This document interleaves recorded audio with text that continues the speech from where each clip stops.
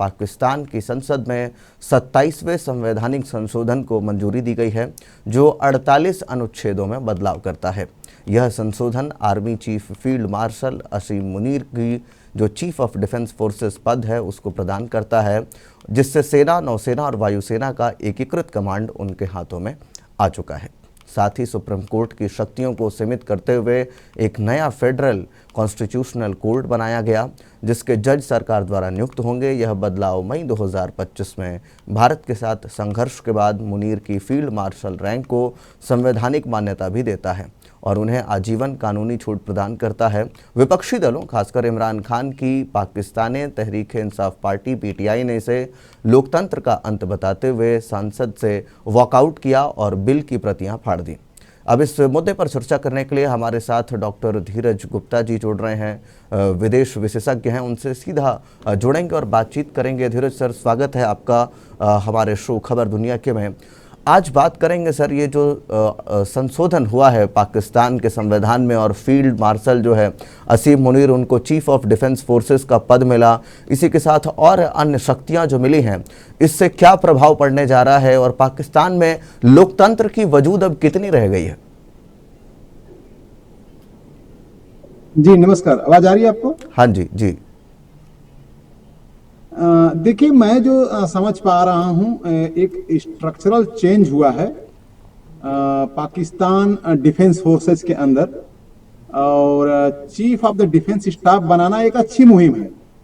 किसी भी देश में एक चीफ ऑफ डिफेंस फोर्सेस हमारी ही चोरी की है, उसने कोशिश की है जी। हाँ जी जी जी, हमारी जो कोशिश की है, और एक अच्छी पहल है किसी भी राष्ट्र के लिए कि उसके तीनों सेनाओं में जो सीनियर मोस्ट हो, और उसमें एक लेखना भी रहता है कि अगर कोई 6 महीने में रिटायर हो रहा है तो उसको भी बना दिया जाता नहीं।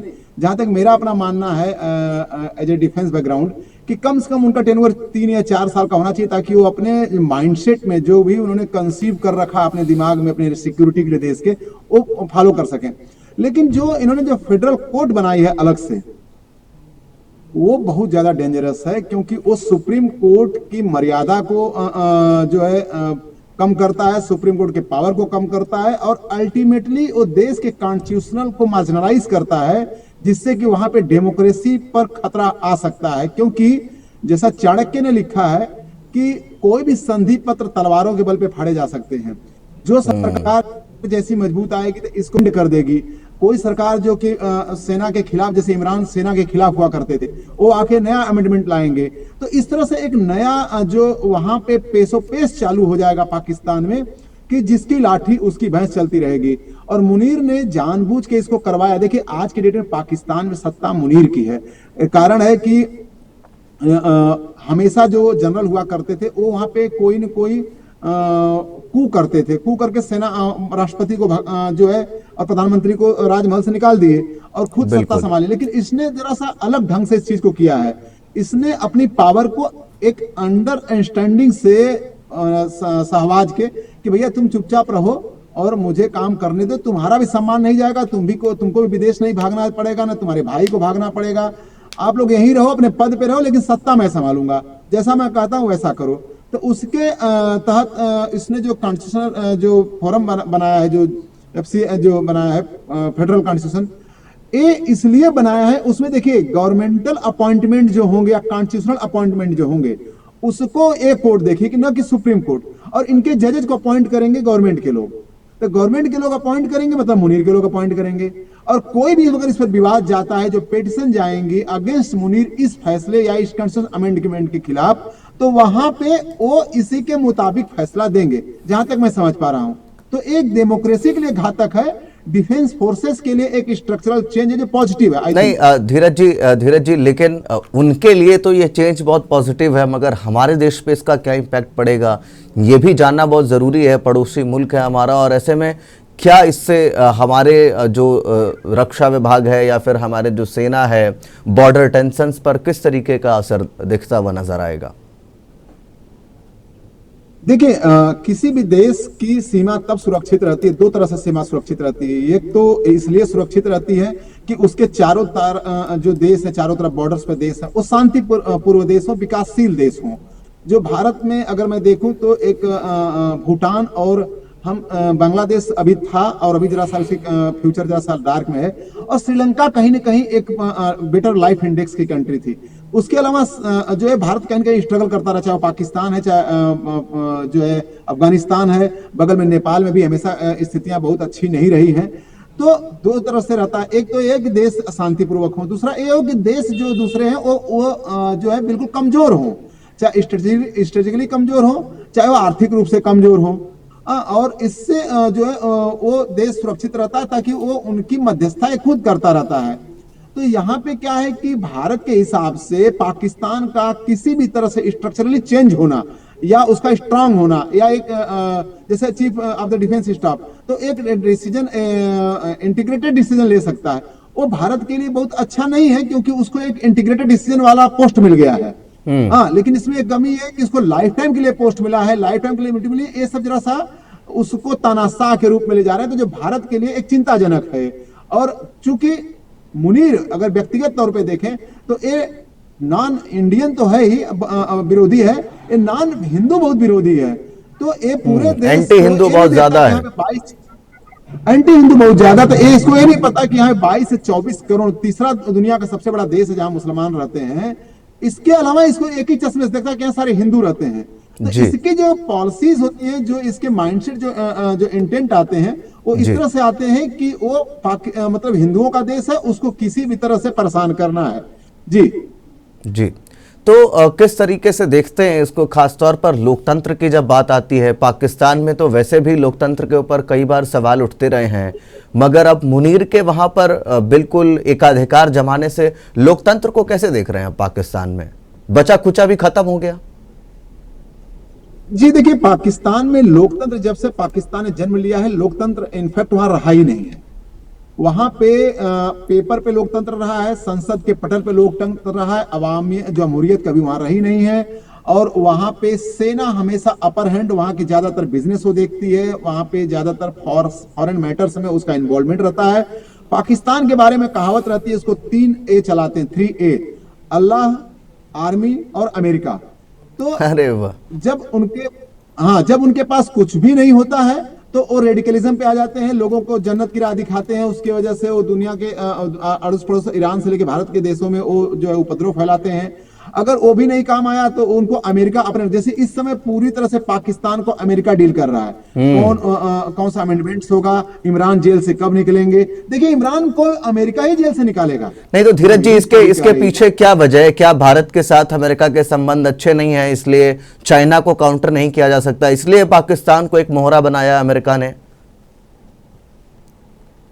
नहीं, उसमें देखिए, पाकिस्तान अमेरिका का जो भारत से संबंध है वो बहुत गहरा संबंध है, और बहुत ही व्यापारिक संबंध है, सामरिक संबंध है। देखिए, हम अगर 10 पॉइंट निकाले भारत और अमेरिका के संबंध में, तो उसमें से एक पॉइंट टैरिफ पे इश्यू चल रहा है, जो कि सॉल्व होने ही वाला है 1-2 हफ्ते में। मैंने हाँ बिल्कुल, ट्रंप के आने की भी उम्मीदें हैं भारत में तो 26 में। जी, तो मैं दूसरे चैनल पे बोला था कि नवंबर खत्म होते होते शायद एक टैरिफ हट भी जाएगा, क्योंकि मैं जो रीड कर पा रहा था, नवंबर खत्म होते होते अभी देखिए, जी जी जी, ये 100% टैरिफ खत्म हो जाएगा भारत की तरफ से, क्योंकि भारत 3 बार टैरिफ अमेरिका ने भारत पे लगाया और भारत नहीं झुका है। वो राजीव गांधी के जमाने में, अटल बिहारी वाजपेयी के जमाने में, और एक बार 2018 में, 19 में मोदी के अगेंस्ट में मोदी जी ने 28% टैक्स और बढ़ा दिया था, तो उसको 1 महीने 2 महीने के बाद पीछे हटना पड़ा था। तो इस तरह से अभी तक 3 बार मुंह की खाई है अमेरिका ने, चौथी बार मुंह की खाने, इसीलिए अमेरिका को एक बहुत बड़ा अपना सशक्त देश शो करने के लिए मोदी जी पिछले कई बार से अमेरिका चाहता है कि उनके देश आए, वो बात करें, या किसी भी विश्व पटल पे जो मीटिंग्स हो रही हैं उसमें मोदी जहां, लेकिन जहां भी ट्रंप जाते हैं वहां मोदी नहीं जाते हैं। बिल्कुल बिल्कुल नहीं जाते हैं, क्योंकि इनका भी अपना एक पर्सनालिटी है। बोलते हैं कि मैं कभी तुम्हारे सामने ये नहीं कहूंगा, नहीं तुम अगले दिन बोल दोगे, चाहे मैं बोला हूं चाहे नहीं बोला हूं, कि मोदी जी गिरा रहे थे। लेकिन बिल्कुल, और ऐसा कितनी बार देखने को भी मिला, फोन कॉल पे कोई बातचीत नहीं हुई है ट्रेड संबंध को लेकर के, और ट्रंप कह देते हैं मीडिया में आकर के कि उनकी बात हो गई है मोदी से, फिर भारत उसको नकारता नजर आता है। तो ये चीज तो देखने को मिली। हम अपने मुद्दे से भटक रहे हैं धीरज जी, हमें बात करनी है अभी पाकिस्तान की, कि आखिरकार पाकिस्तान में जो पोस्ट आई है इससे अब क्या असर पड़ने वाला है, और इसको जो बिल को फाड़ा गया है, जो वॉकआउट हुआ है, जो पीटीआई जो पार्टी है इमरान खान की, तो उसमें इस तरीके से किस तरीके से इसको देख रहे हैं और विपक्ष अब क्या करेगा? देखिए, वहां पे विपक्ष कुछ नहीं कर पाएगा, क्योंकि वहां पे तानाशाही शासन है और वहां पे इमरान जो है एक लीड करने वाले नेता है, वो जो है जेल में बंद है। उनके जो समर्थक थे वो कहीं न कहीं उनको डरा धमका के अलग अलग पार्टी ज्वाइन करा ली गई है या कुछ विदेश चले गए हैं। वहां पे जो भी करेगा वो अमेरिका करेगा। अभी पाकिस्तान में अगर कोई स्ट्रक्चरल चेंज आएंगे, वहां सरकारें बदलेंगी, कि कब बदलेंगी, मुनीर को कब उठा के जेल में डाला जाएगा या मुनीर को वहां से हटा दिया जाएगा। जब भारत और अमेरिका के संबंध एकदम समीकरण अच्छे बन जाएंगे, क्योंकि भारत को अमेरिका इग्नोर कर नहीं सकता। जैसे ही होगा तो जो भारत कहेगा वो अमेरिका करेगा, तो अमेरिका जो है वहां पे चेंजेस करेगा। अभी रही बात डेमोक्रेसी, देखिए डेमोक्रेसी वहां पे पाकिस्तान में बिल्कुल है नहीं। वहां पे सेना सत्ता संभाल चुकी है, बस एक नाम नहीं है कू का। और वहां पे मैं समझ पा रहा हूं कि जो इमरान खान को जेल में डाला गया, जिस तरह शेख हसीना को देश से भगाया गया, दोनों मॉड्यूल लगभग सेम है। तो वहां पे अभी आने वाले 1 या 2 सालों में शायद सिविल वार छिड़ सकता है, जैसे ही मुनीर को धक्का लगेगा अमेरिका से, क्योंकि अभी इसको इतना पावर मिला है। उस पर चाइना और अमेरिका का कहीं न कहीं इसको सपोर्ट है, इसलिए वहां के जो और पार्टीज हैं, जो और भी एजेंसीज हैं, वो अभी भी मुनीर का सपोर्ट कर रहे हैं। जैसे ही वहां से उनका सपोर्ट अमेरिका चाइना का हटेगा, उसके बाद जो है वहां पे और पार्टियां तुरंत मशरूमी होंगी और उसके बाद जो है इसको उखाड़ के फेंका जाएगा। हो सकता है इसको जेल में बंद कर दिया, जैसे परवेज मुशर्रफ को जाके सऊदी अरेबिया भागना पड़ा। तो इस तरह से घटना, लेकिन उसमें भी 1-1.5 साल लगेगा, जब भारत और अमेरिका के संबंध और प्रगाढ़ हो जाएंगे, टैरिफ वाला मामला खत्म हो जाएगा। और इस बात जो इस क्षेत्र में, तब फिर अमेरिका भारत की तरफ देखेगा चाइना को काउंटर करने के लिए। तो जो भारत कहेगा वो पाकिस्तान में अमेरिका करवाएगा, जो मैं समझ पा रहा हूं। लेकिन फिर सवाल तो यही आकर के अटक जाता है ना धीरज जी, कि जब मुनीर को यहां से उखाड़ करके जब जनता फेंकेगी पाकिस्तान से, फिर उसके बाद जो आर्मी चीफ बनेगा फिर वही ये काम करने वाला है। इसका परमानेंट इलाज क्या है? देखिए, इसका परमानेंट इलाज वहां की जनता है। कोई भी डेमोक्रेसी किसी दुनिया में तभी अंदर से अच्छी आती है जब वहां के लोग जो है या तो क्रांति करें, या वहां के लोग जो है मतलब सेल्फ से जो डेमोक्रेसी आएगी और जो जमहूरियत आएगी, वही वहां पे काबिज रह पाएगी, जो कि मुझे आने वाले भविष्य में तो दिख नहीं रही है। इसीलिए वहां का जो ड्राइविंग सीट पे है बैठा रहता है, अमेरिका बैठा रहता है, वो चाहेगा नहीं कि पाकिस्तान, अफगानिस्तान या मिडिल ईस्ट के कुछ देश हैं, वो किसी भी तरह से एक जैसे सीरिया हो गया, ऐसे वो हर रीजन में 1 या 2 देश ऐसा देखता है जो उसके हिसाब से चल सके, उसकी बातें माने, उसके ढंग से वहां पे पॉलिटिकल जो है डिसीजंस वो हो। तो पाकिस्तान साउथ ईस्ट एशिया में एक ऐसा देश है जिसको कि अमेरिका नहीं चाहेगा कि वो स्टेबलाइज हो, और इसी तरह से कभी प्रधानमंत्री, कभी सेना के जो अफसर बने रहे, ताकि उनमें वो गेम खेलता रहे और उसके हिसाब से अपने स्ट्रेटेजिक जो गेम है उस एरिया में बनाता रहे। तो ये अमेरिका नहीं चाहेगा। होगा तब जब वहां की पाकिस्तान की जनता सड़कों पर उतर जाएगी, एक क्रांति लाएगी और अपना कॉन्स्टिट्यूशन खुद अमेंडमेंट करवाएगी। तो अब वो भी तो नजर आने ही लगा है, वो भी तो नजर आने ही लगा है। ये जो पूरा बलूच का इलाका है, खैबर पख्तूनख्वा का जो पूरा एरिया है, अब यहाँ पे तो वो चीजें नजर आ रही हैं, साफ तौर पर विरोध दिख रहा है नेताओं का, बड़े बड़े आला अफसरों का, वहां के सेना के, तो नजर आ ही रहा है। देखिए, बलूचिस्तान और जो पख्तूनख्वा का केस है वो जरा सा डिफरेंट है। इनका एक समग्र पाकिस्तान के लेके व्यू नहीं है। वो अपनी एरिया को सेफ गार्ड करना चाहते हैं, अपने यहाँ के जो मिनरल्स हैं संभाल करें, और वहां के नेता जो है पख्तूनख्वा के, चाहे टीटीपी के और चाहे बलूचिस्तान के, उनका खुद भी एक महत्वाकांक्षा है कि अगर इस स्टेट प्रोविंस बन जाएगा, जैसे कि हमारे वेस्ट बंगाल में जो घिसिंग की एरिया जो बनाई गई उसको ऑटोनमस बॉडी बनाई गई ताकि वहां की सत्ता को संभालें, लेकिन वो रहे गवर्नर बंगाल के अंदर ही। तो इसी तरह से वो चाहते हैं कि कुछ ऐसा हो, या तो देश टूट जाए या फिर हमको इतनी स्वायत्तता दे दी जाए कि हम एक राजा के जैसा वहां काम करें। लेकिन इंटीग्रेटेड जो सोच है अभी पाकिस्तान के लिए उन फ्रिक्शंस पे नहीं है, टीटीपी में और बीएलए में। ये तभी होगा जब पंजाब और सिंध के लोग जब सड़कों पर उतरेंगे, कराची की सड़कों पर उतरेंगे, इस्लामाबाद की सड़कों पर उतरेंगे, और वो पाकिस्तान को एज ए कंट्री जब देखेंगे और कंट्री के रूप में चाहेंगे कि मेरा भी देश इंडोनेशिया और मलेशिया जैसा हो, मेरा भी देश कुवैत के जैसा हो, टर्की के जैसा डेवलप करे, या यूएई और सऊदी अरबिया के जैसे जो है डेवलप करे। जब उनके जहन में चीज आएगी, उनको कोई लीड करेगा, तब वहां कॉन्स्टिट्यूशन अमेंडमेंट होगा और वहां पे से एक नया पाकिस्तान उभरेगा, जो अभी मुझे तो साल 1.5 साल में नहीं दिख रहा है।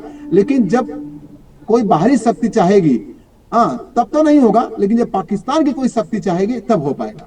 तो इमरान खान को किस तरीके से देखना है? इमरान खान तो फिलहाल जेल में बंद है, लेकिन उन्होंने तो साफ विरोध किया है इस पूरे प्रणाली का। कैसे देखना है, जबकि वो खुद प्रधानमंत्री रह चुके हैं?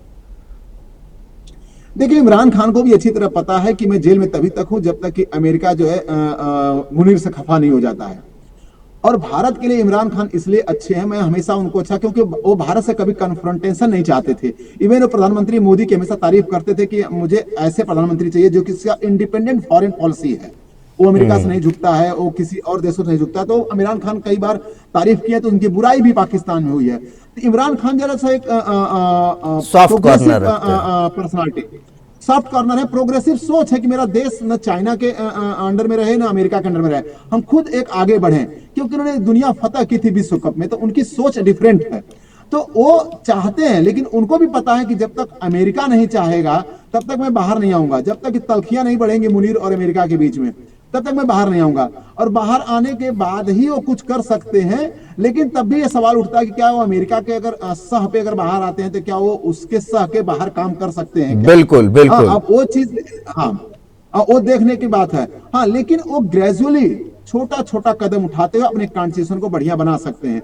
लेकिन ये मैं तभी देख रहा हूं जब भारत और चाइना और भारत और अमेरिका के बीच में कुछ सुलह बनेगी, अच्छी व्यवस्थाएं बनेंगी, उसके बाद पाकिस्तान को कन्विंस कराया जा सकता है कि ये देश जो है गलत कर रहा है। और जब अमेरिका को लगेगा कि मेरी व्यवस्था जो है पाकिस्तान से जितना चाहिए था मुझे मिल चुका है, उसके बाद वो पाकिस्तान में अपने ढंग से फिर रेजिम चाहेगा, भारत को हैप्पी करने के लिए या भारत से और संबंध प्रगाढ़ करने के लिए, और पाकिस्तान में भारत के अनुसार व्यवस्थाएं बदलवाएगा। हो सकता तब इमरान खान बाहर आ जाए। चलिए, तो एक परिदृश्य हमने देखा कि इमरान खान जब बाहर आएंगे तभी हो सकता है इस तरीके से कि चाइना और अमेरिका जब है उनके भारत से रिश्ते मजबूत होते हैं। मगर एक और इसका पक्ष है, और ये कहीं ना कहीं बहुत ज़रूरी भी है कि एक तरफ पाकिस्तान जहां अपने पार्लियामेंट में इस तरीके के संशोधन पारित कर रहा है, उसी समय अब अफगानिस्तान के साथ इनके टेंशन्स बहुत ज़्यादा बढ़ रहे हैं।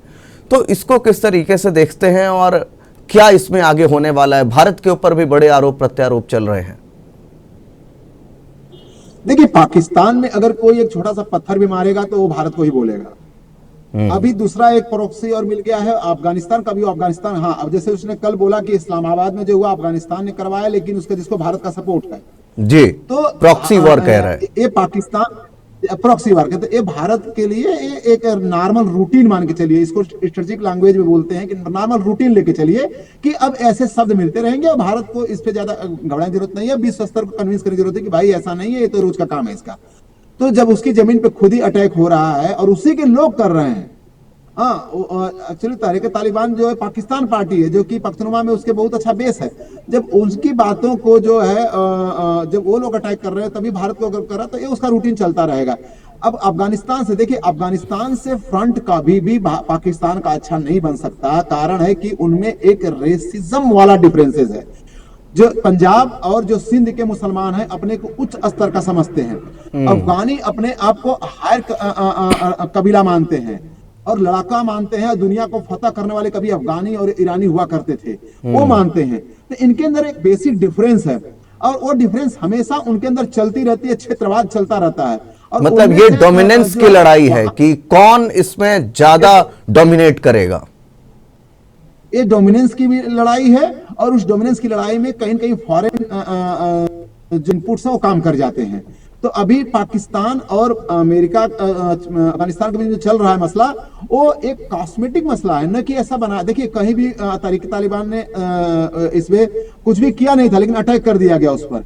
ये जब अमेरिका ने ये बोला कि मुझे अफगानिस्तान में ये जो मुझे पोर्ट चाहिए, एक जो चाइना के बिल्कुल पास है, न्यूक्लियर साइट जो चाइना के उसके पास में है वो, तो पाकिस्तान, जब अमेरिका ने ये बोला तो अमेरिका ने प्लॉटिंग शुरू कर दी होगी कि अब इनके बीच में टेंशन लाओ। टेंशन लाने के बाद इनको जो है कतर वगैरह में इनसे समझौता कराओ, उसमें हमारे भी आदमी रहेंगे और उसमें समझौता होगा। अफगानिस्तान को बोला जाएगा भैया तुमको अब पाकिस्तान नहीं कुछ करेगा, बशर्ते कि मेरी एक टुकड़ी वहां पे रहेगी, ताकि अगर कुछ करे भी तो पाकिस्तान को मैं देख लूं।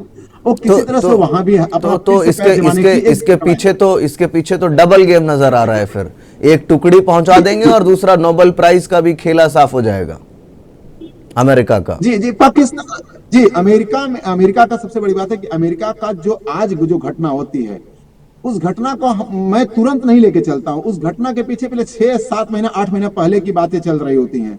वो बहुत प्लॉटिंग के हिसाब से पाकिस्तान से या बांग्लादेश से किसी से दोस्ती करता है। फरवरी में ट्रंप ने मोदी जी को बोला कि बांग्लादेश अब मैं आपको सौंपता हूं, अब आप का फेयर देखिए। उसके बाद देखेंगे कि बांग्लादेश में बहुत सारे नॉन हिंदू जो अटैक होने कम हो गए हैं, बहुत सारी चीजें वहां बदलेंगी अब। और जैसे ही अमेरिका से और भारत के संबंध होंगे तो बांग्लादेश में चीजें बदलेंगी। तो कहने का मतलब है कि पाकिस्तान जो अमेरिका है वो ब्रॉडर कॉन्सेप्ट में सोचता है। वो ये बिल्कुल देखता है कि मेरा उस एरिया में मुझे क्या करना है, उसके लिए मुझे किसको किसको ट्रैप करना है, उसके अनुसार वहां 2-4 ऑफिसर्स नियुक्त कर देता है। उनके यहाँ अलग अलग पोस्ट बने हुए हैं कि इस देश को, इस एरिया को तुम देखोगे, और वहां के छोटे नेताओं से, क्षेत्रीय नेताओं से मिलकर वहां क्या समीकरण है करके उस देश में स्थिति को बदलो, किसी भी तरह से बदलो। चाहे पैसा लगे तो पैसा दो, फंड देना चाहे फंड दो, या उनके पीछे मारपीट कराओ, जो भी कराओ, लेकिन कराओ। तो अमेरिका जैसे ही अपना व्यवस्था हो जाएगी वो पाकिस्तान से अपने हाथ खींच लेगा। और भारत के, क्योंकि भारत के साथ देखिए टैरिफ का मामला सुलझने वाला है, चाहबार में उसने अपने सैंक्शन को हटा दिया है। अभी H1 बीमा पर भी आज प्रेसिडेंट ने बोला है कि मैं इसको रिलैक्स करने जा रहा हूं। तब भारत के साथ संबंध उसके धीरे धीरे अच्छे होने जा रहे हैं, और वो पाकिस्तान के लिए खतरे की घंटी है। ये मैं समझ पा रहा हूँ।